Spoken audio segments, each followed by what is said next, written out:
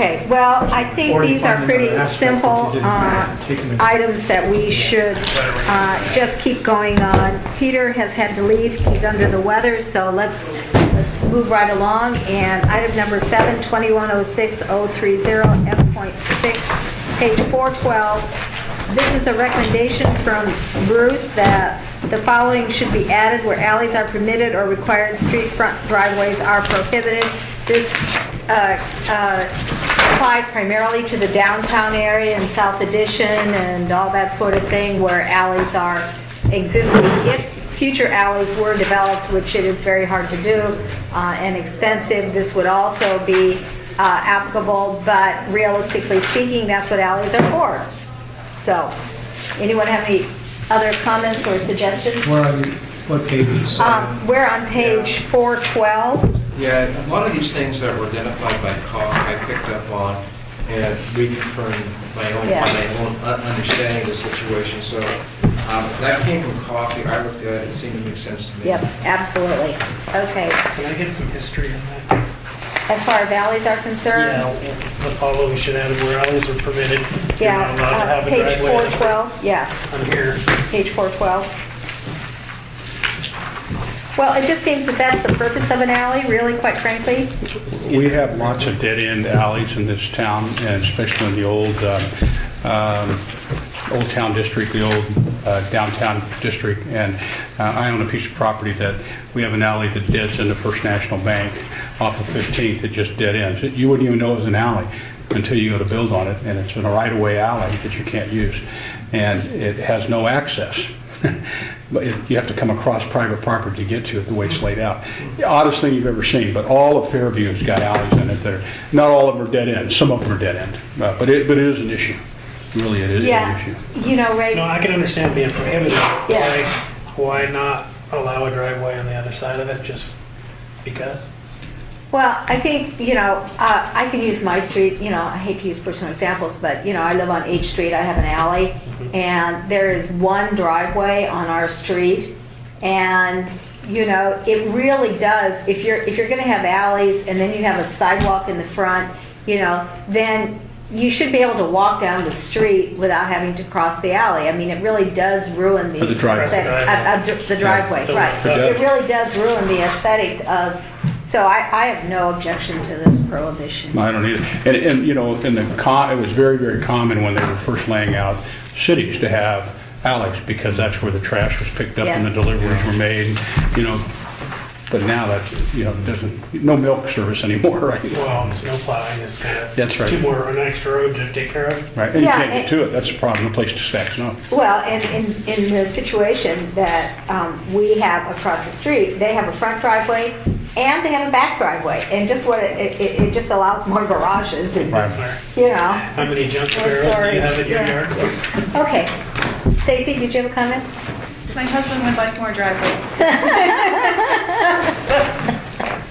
No, okay, I'm good. I just wanted a little history from you guys. All right, so 8, lot frontage and access, 2108, page 417.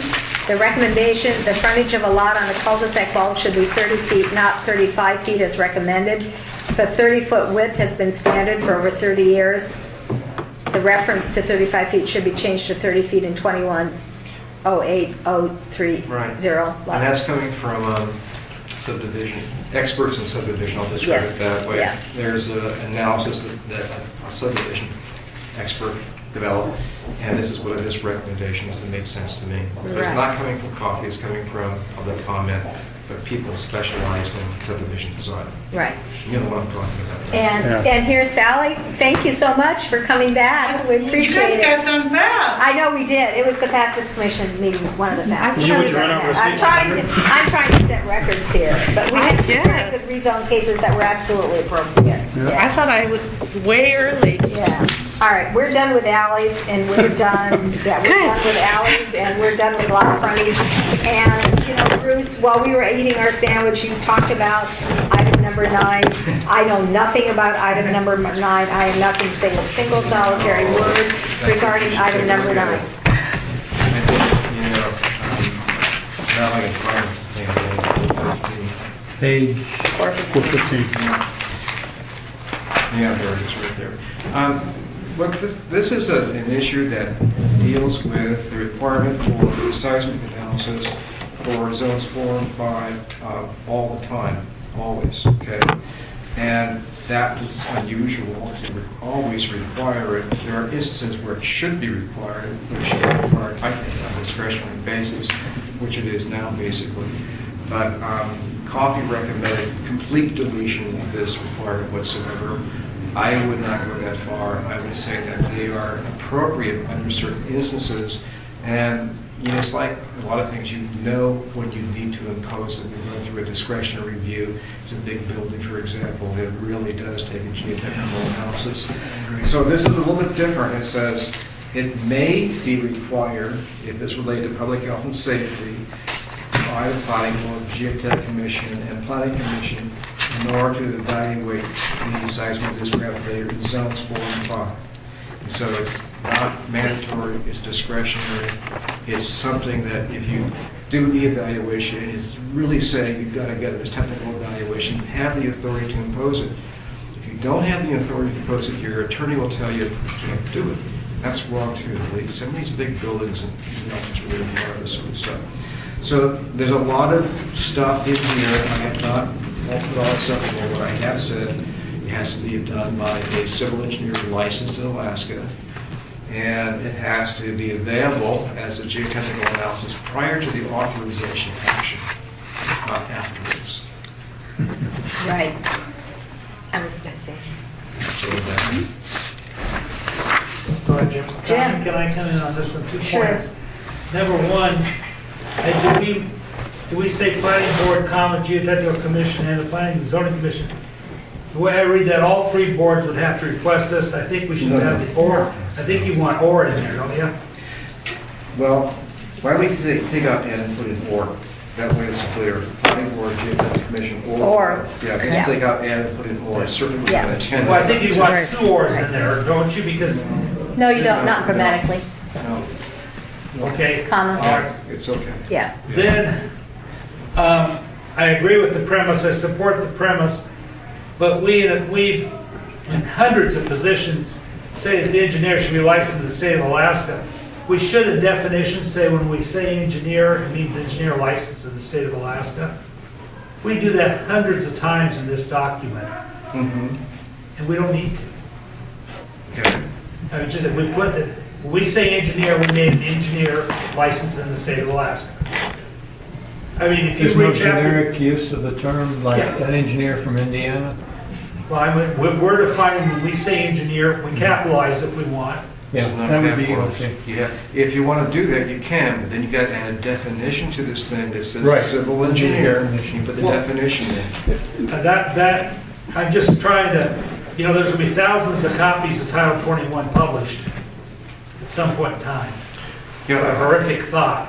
Let's put it shorthand. yeah, I don't really have a problem one way or the other. What I want to get across, though, is the point, is civil engineer license, but if you want to instead say civil engineer and take out the license, that's okay. But then you have to capitalize civil and engineer Make and the have a terminology. definition. We've had cases where engineers from somewhere in the south Right. testified. Yeah, that's Right. typical, as a matter of fact. Yeah. Not typical. For a Often church it's the project, case. I think it was. But Yeah. I agree with the initial premise that it should be, I mean, if you're doing a 1-story residence, you shouldn't need a geotechnical report. No, If you're doing a 12-story mid-rise, you need it. you need it. You're into my question. Yeah, and so this gives everybody that latitude. Right, Is it? Correct. that's the idea. So is residential going to be excluded? No. No, No, if- not If you necessarily. have a big development in a 4 or 5 zone, and there are things like that, and you think it really needs to be technical, and you have the ability to require it, and it's discretionary. We had some that we built out and off of, no, out to the airport on Northern Lights. I forgot that subdivision. We had a lot out there one time. We had to build on. We built on it. We had to have a geotechnical. What's the name of it? Arrow. Yeah, there we go. And we had to have geotechnical on it. And I didn't realize, are there specialists inside the civil engineering piece for geotechnical, isn't there? Because that's what I remember as having to have as a Right. geotechnical civil engineer. Right. Somebody specializes Right. just in that. But I intentionally did not use that language. Use civil engineer. Okay. Yeah. No, I can understand now because the road that the city has to maintain ought to have be on some stable ground, right? Well, I mean, it's a very small cadre of geotechnical engineers too, like 5%. Yes, there are only about 3 in the whole If you state. say geotechnical, that's the market right there. Mm-hmm. And you really want to have more flexibility than that. It doesn't preclude you from getting a No, geotechnical. no, I got it. Yeah. I got it. Got some flexibility. All right, good. I think we're in agreement. Item number 10, general improvements.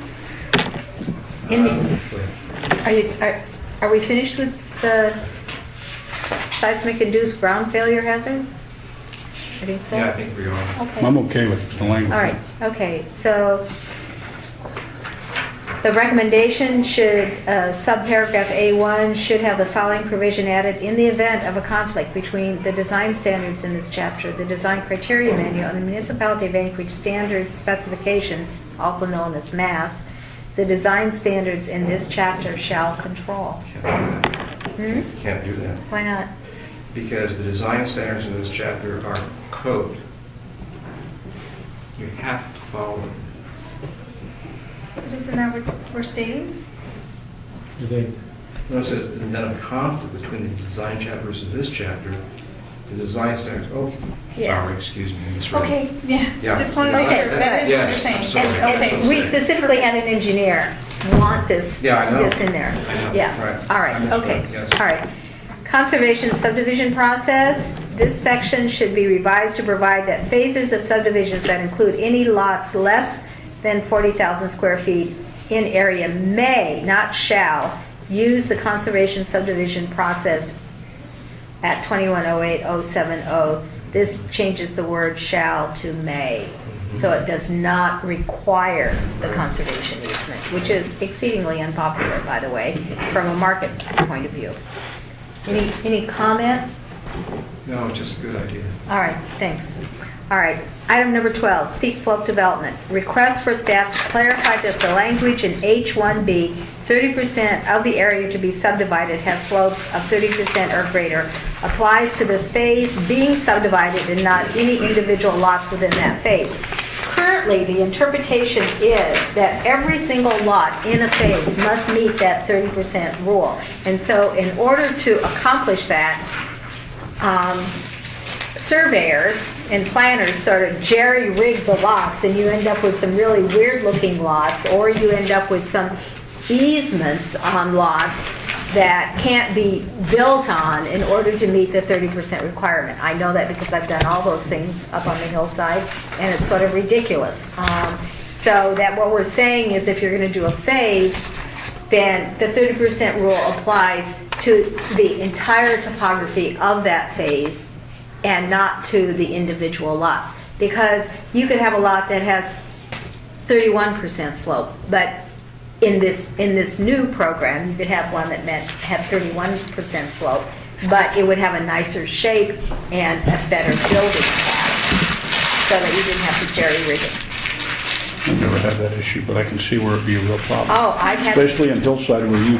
Yeah, I mean, we put easements on lots, and we say a lot is 16,000 square feet, but 2,000 of it is not usable because it's... An easement? Yeah, because it's A trail an easement. An easement of some sort. I mean, you do all sorts of funny things, or you do a flag lot and you jerry-rig it around and all that sort of thing. No So, pun intended. yeah. It looks to me like the language in that section says what you want, but we just wanted to have staff confirm that, because I think it says that because it says 30% of the area to be subdivided, Right. as opposed to a lot, but we Yeah. want to But we just want just Well, clarify. you could say it was a lot. Yeah. I mean, But then the yeah. lot would have to be subdivided, would be my argument. Yeah, but... No, but it's a subdivided lot. Yeah, but they Right? have in It's a some... definition after you do it. There have been 2 or 3 instances in this rewrite where they have substituted subdivision for a lot. And we just want to make sure that that's Well, not the situation Actually, here. that you want to be very clear about that. And sometimes I don't understand the code, okay, like about 50% of the time, actually. It would be nice. Write that down, when there's Sally. Write that down. Write that Say, down. this is not applied to a lot. Yeah. So Yeah. you don't Oh, have good. to worry. And maybe we should just Yeah, do yeah, that. this does not apply. It's Thank like, you. We Yeah. always go through this interpretation stuff. It's like, oh no, you're wrong. But if you have that direct statement like You know, that, it's like, it's I there. like that. Let's Yeah, just yeah, add that, yeah. and then there's Yeah. no possible. This is not a lot. This is Yeah, not a this lot. does not dog, it's a apply. Yeah, that's right. But you'd be surprised at conversation. Yeah. Oh, Oh, yeah, I can yeah. believe it. No. Okay, and item number 13.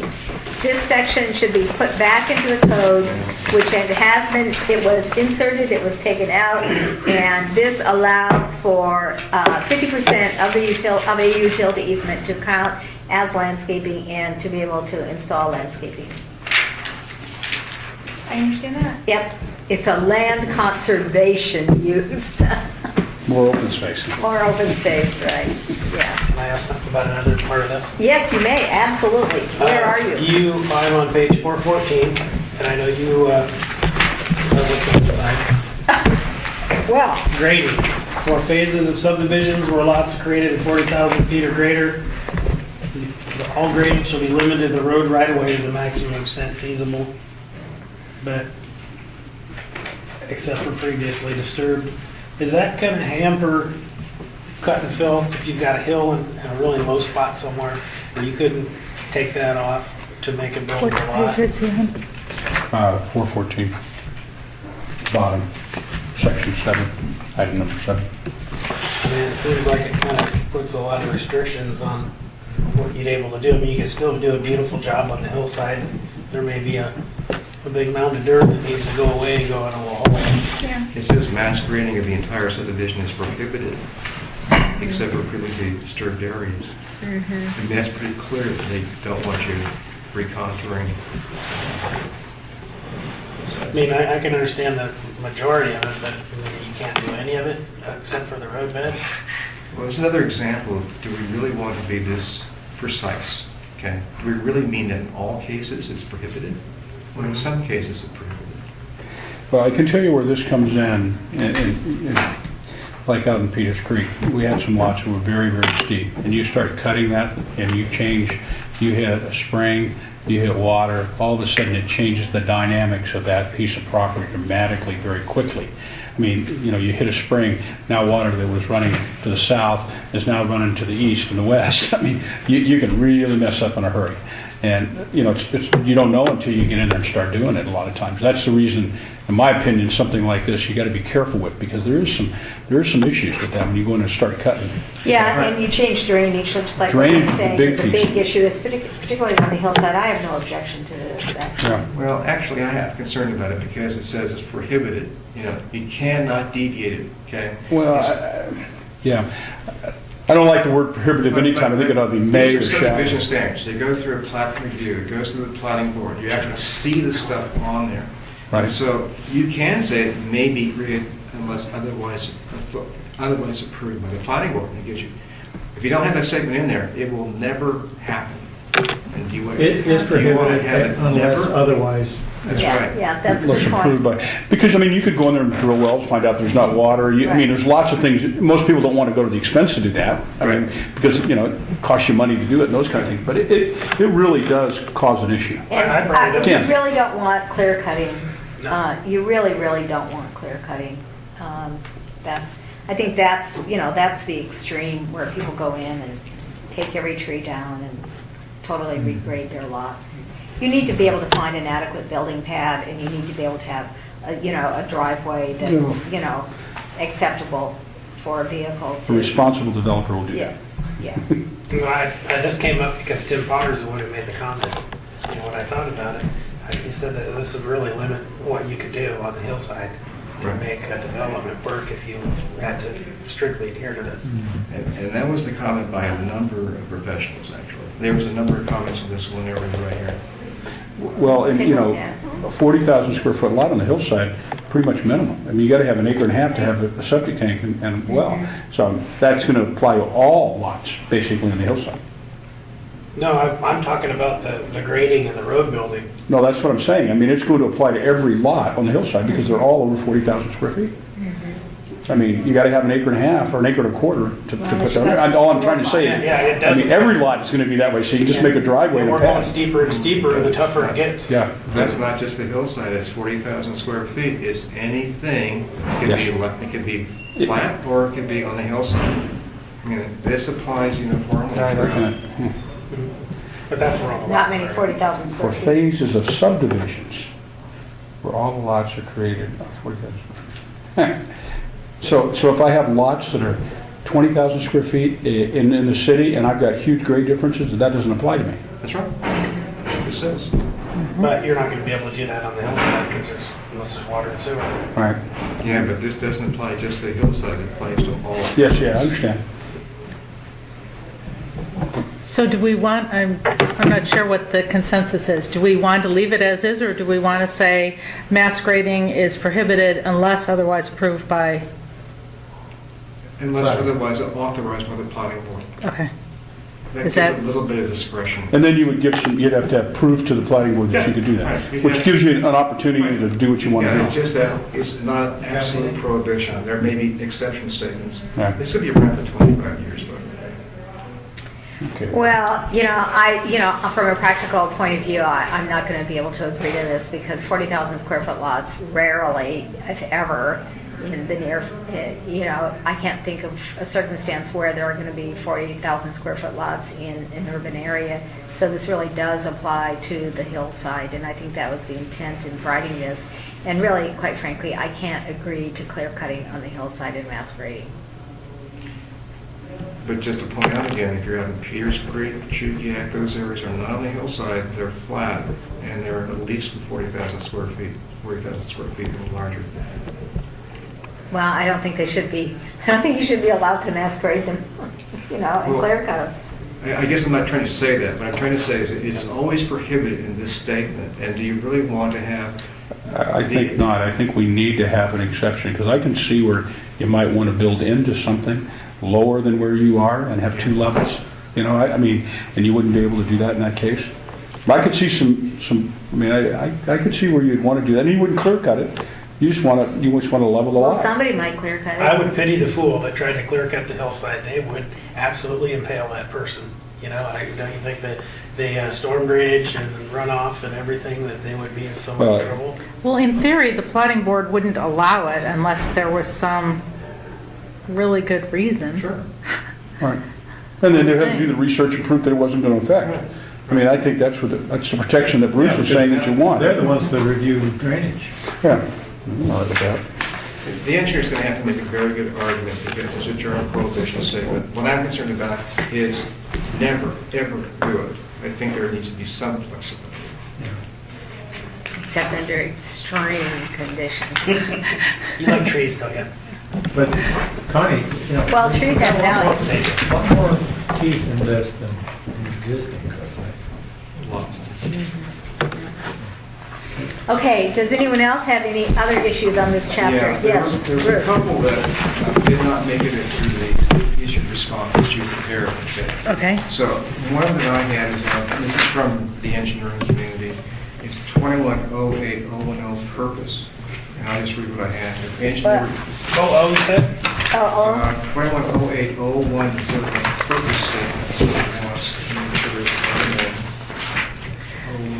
We, just so you know, we met with the engineer that had originally submitted the comments this morning, and so he went through everything, and that's why some of the stuff, I wasn't trying to delete anything, but we asked him if he still had concerns on some of the other ones, but there could be other engineers involved, so we might as well. Yeah, 21080. It's 010. 010. Oh, okay. And you may want to have a different subsection. I have a subsection C. What he's saying is that request in addition to this section to clarify which document governs the comprehensive plan of the requirements of the code. It is vital he or they believe that the more specific design standards and development specifications contained in Title I apply to the general goals and policies of the comprehensive plan. Therefore, they would request that a new statement be added to the fact that says the standards and requirements of this chapter, 2108, shall govern in the event of a conflict between the comprehensive plan and this title. Here, here. Why wouldn't we want that in there? Is there a negative to that?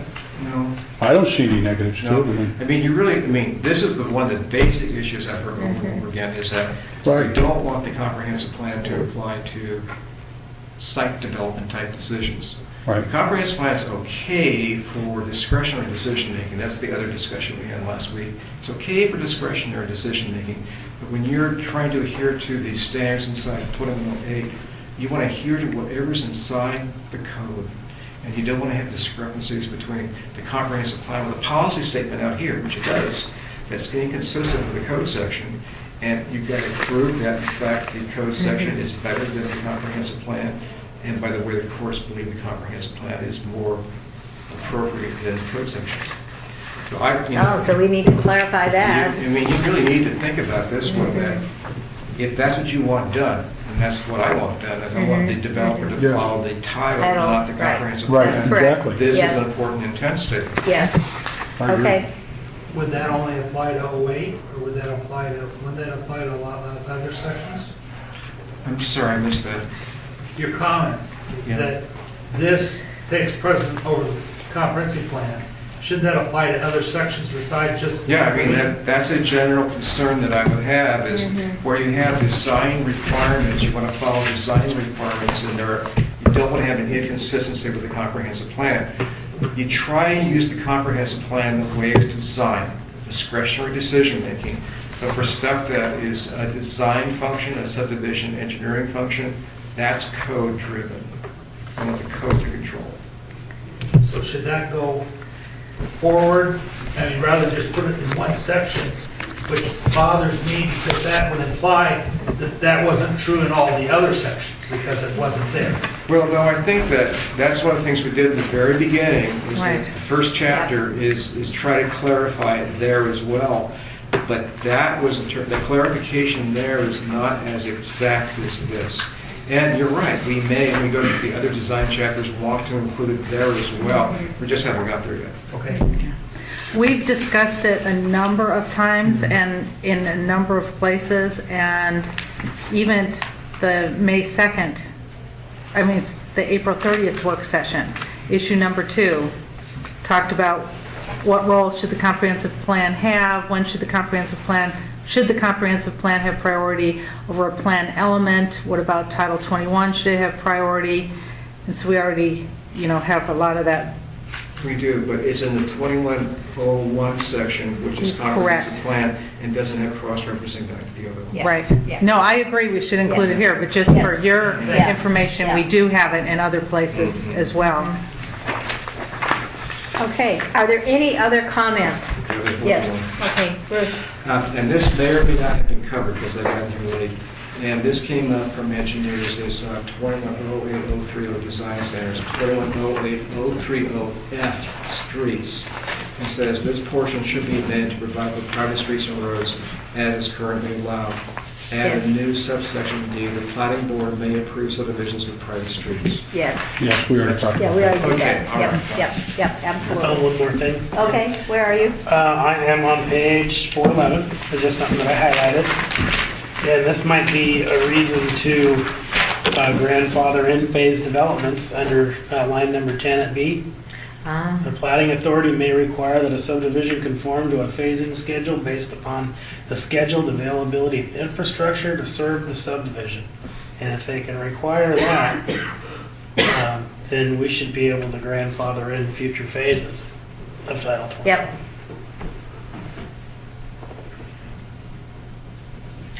And a little light bulb you come on today. Okay, I read that. So I'm sorry, I'm kind of thick. Well, What are you saying is, I know you're talking about the infrastructure. Well, you put in your first phase of roads, you got your water, sewer, and everything. Right. And then Title 21 changes, and your 5 years is up, and you've already started a subdivision. You shouldn't have to go back and dig up the streets to make them to the new standard. I got it, So if okay. you have I'm a with you. phase, I got it. I get where you're going. I got it. it's I'm the sorry. investment back to security. Yeah. Investment. So it's locked in when you originally. Yeah, this might just be the proper excuse to do it, right here. Any other comments? I'm just going to comment on this one here, but this is a more powerful statement than I think that. What it says is the planning authority may require that a subdivision perform the phasing schedule based upon the schedule availability of district to serve the subdivision. So what this does, it gives the planning authority the ability to change the phasing schedule submitted so that it corresponds to the availability of infrastructure provided by the city. That's what this does right here. It's a positive thing.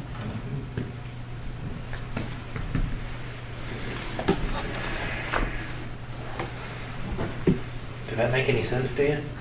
Yes. Oh, cool. You're saying not to change this, but that's a justification for the investment-backed discussion So when you do as that, you can to, refer to this particular part of the code as a justification for Yes. kind of letting the multi-phase project be grandfathered under the code that existed at the time. The first application for the first development of the phase was completed, as opposed to As the later. phases go out. Yeah. Yeah, right? Yes, Your Yeah. Honor. Yeah, so in other words, we have to stick that somewhere, don't we? Well, I think that we just have to refer to that as the justification when we talk about the applicability of the amendments is where it comes in, and we already had that discussion. This really is a justification, because the concern raised was a multi-phased project, and upon a completed application is what locks you into the existing code. In a multi-phase project, you could have 2 completed phases and then 3 that end up being subjected to a different standard. So I think that the consensus was to try to have all of the phases be allowed to continue under the original code at the time that the completed applications were first accepted or approved for the first phases. For the first So, phase, yes. Exactly right. so I think that what this does is it's just when we say why this should happen, in addition to the other reasons, which are you don't want to change the rules in the middle of the game and you have money, invested in it. This is just another justification for that decision. Yeah, I'm just asking the question, if we want to do something like that, where should we put it? Should we put it inside this particular section? I guess you would have to.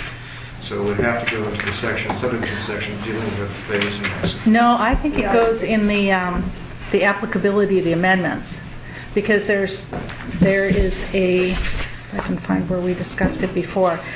Right now, the way it reads about the amendments is that only the approved applications for the phases allow you to continue. Let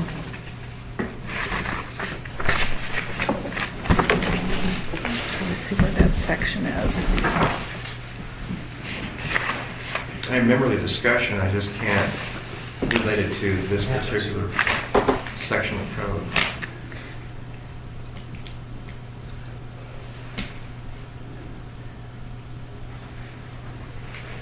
Maybe in 2103-210? Right.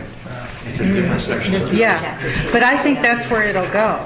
I think, I don't know about that. I think that you want to have in the subdivision section too, because that's what we're talking about, the subdivision section. okay. 2103 is too far away. Yeah. Okay?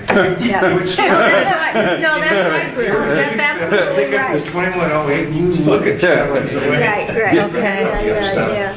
And so, if you want, that's a good concept. I'm just saying that it needs to Okay. be somewhere. Repetition is So good. put it in both places? Yeah, Yeah. repetition Okay. is good. That way you got to cover it. Consistent practice. Yeah, consistent I'm going to do it a repetition. little bit differently. I would say that there's the discretion to continue with the authorizations at the time of the authorization be through in the future.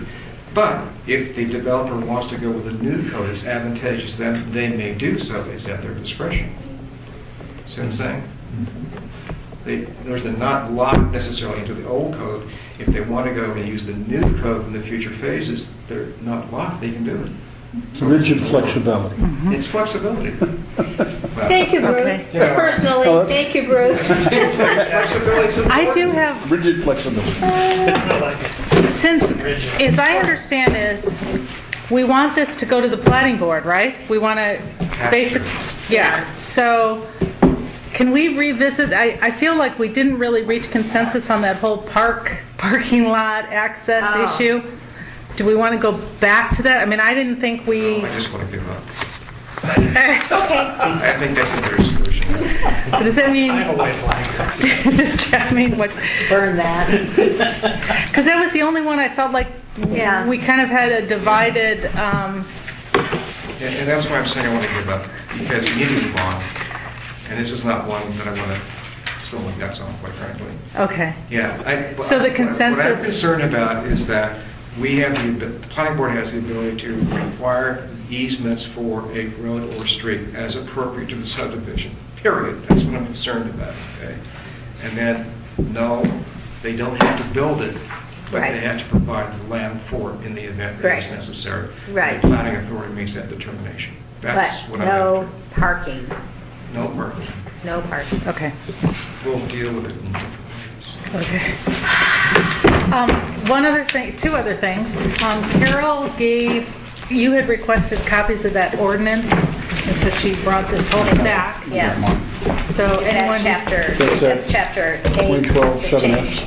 this is, The ordinance that affects chapter 8 yes. that we didn't get, we were Oh, doing the maybe I provision. didn't get that. She just brought these tonight. Yeah, that has to do with, because the provisionally adopted chapter that we're reading No, I got that. is not Got it. necessarily, I think I printed it. do you have it? Okay, Okay. I have, yeah, I probably printed it, but I'll take another copy. The last thing real quickly is just to go over the next work session, make sure we're still on track with this schedule. We're going to start with Chapter 12, nonconformities, then go to Chapter 7, development design standards, and then if we can get past that, we're going to go to 6, dimensional standards and measurement. Can't get through 3 of those in one. No, I think we'll be lucky to do 12 and 7. 7's going to Really be, lucky, yeah. yeah. 7 is terrible. Who's going to take the lead on nonconformities? I will take the lead on that one. All right, Absolutely. okay, thank you. Does that mean another subcommittee meeting? No, it doesn't. No. This means I have to do the work. Yeah, we appreciate it. Yeah, it's very helpful. much. Okay, anything else? Any other?